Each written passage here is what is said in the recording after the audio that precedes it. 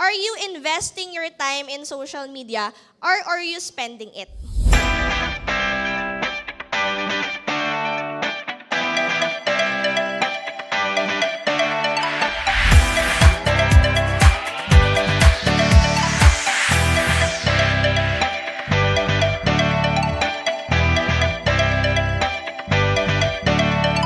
Average time Filipinos spend in social media last year was 10 hours and 2 minutes per day. Okay? Will you agree?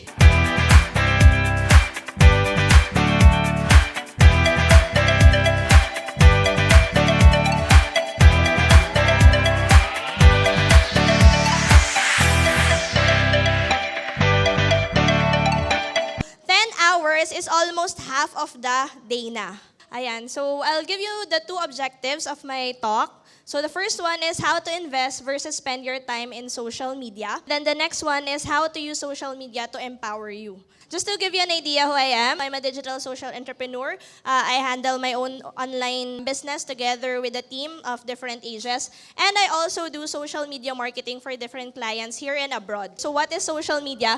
Basically, Merriam-Webster defines it as a form of electronic communication through which users create online communities to share information, ideas, personal messages, and other content. So basically, if you summarize it, tatlo lang naman yung binibigay niya talaga in our lives: to create, and most of the time, dito lang nagfo-focus lahat ng tao, which is to connect. And what I want to emphasize right now is the thought of collaborating. There are two things na ini-invest natin or ini-spend natin. Number one is money, pero hindi laging ina-emphasize that the time we put into any activity, we should either be investing it or spending it. 5 points on how you can actually invest your time in social media. So, yan. The first one I need to emphasize very clearly is to establish your identity. Okay, so the rule number 1 talaga in social media is to be real and to be authentic. Ngayon, nandun tayo sa stage, diba, na hindi mo pa naman talaga alam kung sino ka, right? Hindi mo alam kung ano yung hobbies talaga na gusto mo, hindi mo talaga alam kung ano yung ipapursue mo. That's okay. Okay? But you have to know at least ano yung values mo or how you would want to be defined. Diba, before I think, therefore I am. Ngayon kasi I share, therefore I am. So be careful kasi ang tattoo very permanent at it's something very personal for some people, diba? Think of your social media platforms or your social media accounts as your online tattoos. Kahit na sabihin mo, pwede mo naman siyang i-delete, screenshots are forever. I have a lot of friends na nasa HR department that they already check the social media accounts of their applicants more than the resumes. And then next, once you've established your identity, you get to connect with like-minded people. What I want to point out here naman is you also follow the people you want to become. So whatever interest that you have, you can actually connect with people, you can actually follow. Kasi ano lang yan garbage in, garbage out, pero quality in, quality out. Ibig sabihin, you cannot have a product or hindi ka pwede mag-produce ng anything nang wala ka ini-input sa sarili mo. This is the perfect time for you guys to learn different things.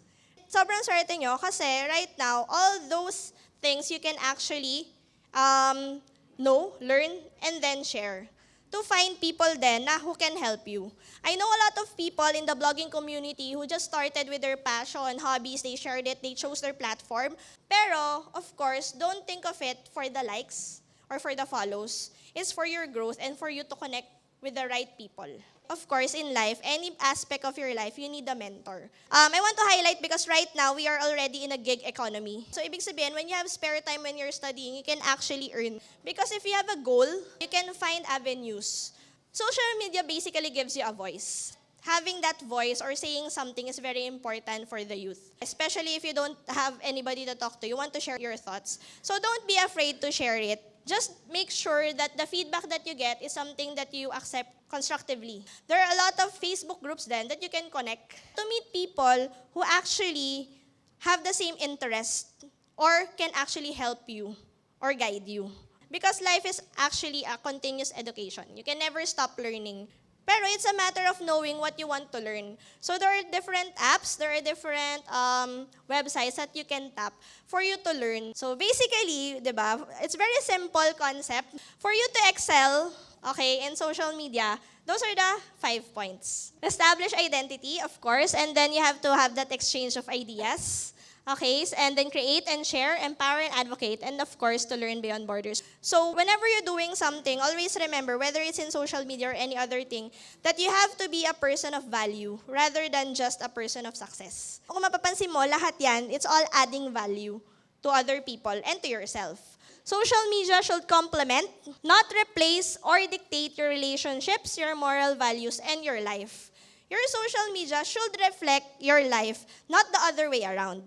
Ayan. So you can connect with me if you have questions. Those are my social media profiles and my email.